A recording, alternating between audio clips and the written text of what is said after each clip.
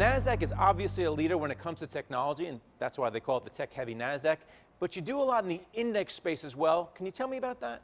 Certainly, and so Nasdaq actually offers over 45,000 indexes, right? Starting off, our business actually started in the index side, right when the exchange started back in 1971 with the Nasdaq Composite. That's an index comprised of every security listed on the Nasdaq. So not surprisingly, people think of us as tech heavy because so many tech companies come here. The Nasdaq 100, the 100 largest non-financial companies from the Nasdaq Composite, again, tech tilted and weighted, right, for sure, given like the Amazons, the Facebooks, the Alphabets of the index, right? But we go way beyond just those two indexes, just those. So we have, again, well over 45,000 from biotech to thematics to options overlay, fixed income, multiple asset classes.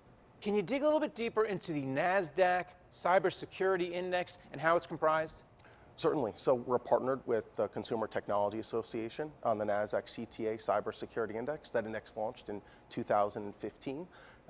And it's, again, that security selection is actually done by the Consumer Technology Association. They're an organization that puts on the CES event every single year in Las Vegas, has historically had over 100,000 people live in person for that event.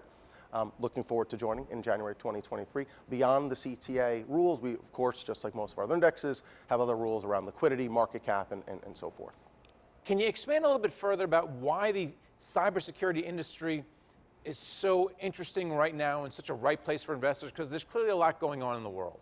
Yeah, there is certainly, and so when people used to think about cybersecurity, they always thought just on the personal level. My email, is it going to be hacked from my computer? Am I going to get a phishing email, or am I going to deal with an email scam? It's actually way beyond that right now. It's beyond just private. It's public companies, it's private companies, it's governments, it's institutions. Everyone's trying to secure themselves. So some of the major players like Palo Alto, Mandiant, Zscaler, Splunk, all doing what their part in trying to ensure, right, that companies are protected across, and frankly, everybody across the world.